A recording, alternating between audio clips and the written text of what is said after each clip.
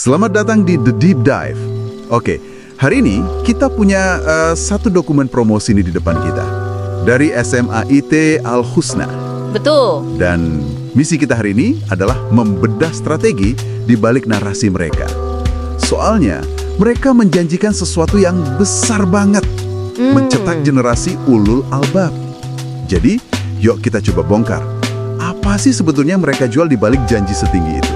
Sebenarnya istilah ulul albab itu sendiri kuncinya. Oke. Kalau Anda baca sekilas kan, mungkin ini kedengerannya kayak istilah religius biasa aja. Tapi dalam konteks ini tuh sebuah brand promise. Maksudnya? Mereka nggak cuma menjanjikan anak yang soleh, tapi individu yang, gimana ya, komplet. Cerdas intelektualnya, kokoh spiritualnya, dan punya jiwa pemimpin. Nah, ini taruhan yang tinggi banget lah untuk sebuah sekolah. Benar. Janji besar itu sepertinya mereka coba landaskan pada sesuatu yang sangat konkret ya. Sesuatu yang bisa dilihat orang tua langsung. Fasilitas. Betul, fasilitas. Dokumen ini detail banget menyebut ruang kelas ber-AC, laboratorium canggih, sampai smart classroom. Bahkan ada slogan pembelajaran yang mengasyikkan. Dan ini langkah yang cerdas menurut saya. Mereka nggak hanya jual fasilitas. Tapi Mereka menjual sebuah ideologi. Bahwa kesalehan dan modernitas itu bukan lagi dua hal yang bertentangan. Ini langsung menargetkan kecemasan Anda kan, sebagai orang tua kelas menengah atas. khawatir sekolah agama itu ketinggalan zaman gitu ya. Persis, jadi fasilitas ini bukan lagi soal nyaman, tapi soal status dan relevansi di dunia global. Oke, fasilitas itu kan cangkangnya ya. Sekarang kita bedah isinya, kurikulumnya. Nah, di sini ceritanya jadi lebih dalam nih. 3 pilar itu ya? Iya, ada 3 pilar. 2 yang pertama, kurikulum nasional dan kurikulum terpadu untuk karakter. Itu cukup standar lah. Tapi pilar ketiga, takhasus. Nah, Ini yang bikin saya berhenti sejenak. Ini kan lebih mirip program vokasi atau politeknik, bukan? persis. Dan disinilah letak keunikan strategi mereka. Tahasus itu kan artinya spesialisasi, penjurusan. Jadi bukan sekedar ekstrakurikuler biasa. Bukan, ini jalur khusus yang disiapkan sejak SMA. Entah itu di bidang IT, bisnis, atau lainnya.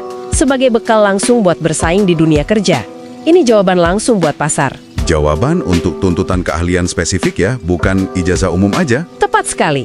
Oke, jadi di satu sisi, mereka siapkan siswa untuk pasar kerja modern, tapi di sisi lain, sumber ini tuh sangat menekankan soal Al-Quran. Betul. Mereka spesifik menyebut metode Umi untuk tahsin dan tahfiz. Apa ya signifikansinya penyebutan metode yang spesifik ini? Ini krusial. Gini, coba kita jelaskan dulu ya istilahnya.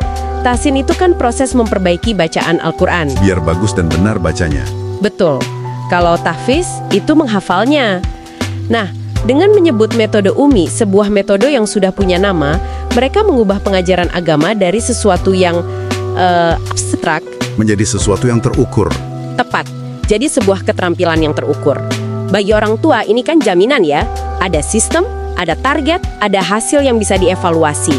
Bukan cuma sekedar belajar mengaji. Oke. Gambaran besarnya mulai kelihatan nih. Mereka mencoba menyeimbangkan semuanya. Bahkan kalau kita lihat pilihan ekstrakurikulernya, kayaknya juga strategis banget. Lama sekali tidak acak. Ada paskibra, panahan, sampai seni vokal. Coba Anda perhatikan portofolionya. Paskibra, itu kan menyentuh sisi nasionalisme, disiplin, Oke. panahan. Ini punya nuansa Islami yang kuat.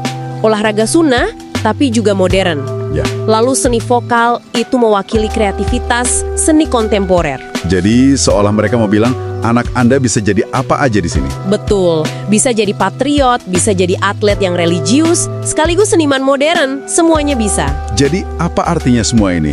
Kalau kita simpulkan dari materi promosinya, ya, strategi SMA IT Al-Husna ini sebuah paket hibrida yang sangat rapih. Setuju.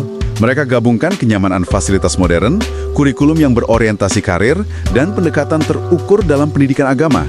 Semuanya dibungkus dalam janji besar tadi. Menciptakan ulul albab dan dirangkum dalam slogan mereka, asyik belajarnya, berkah ilmunya, gemilang prestasinya. Dan ini meninggalkan satu pertanyaan penting untuk Anda renungkan. Apa itu? Sebuah institusi bisa menjabarkan semua fasilitas, kurikulum, dan metode yang mereka tawarkan dengan sangat rinci.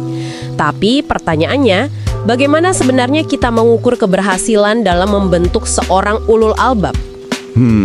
Bisakah kecerdasan intelektual, kematangan spiritual, dan jiwa kepemimpinan itu benar-benar direkayasa hanya melalui fasilitas canggih dan kurikulum yang terstruktur? Ini pertanyaan yang lebih besar tentang tujuan akhir dari pendidikan itu sendiri.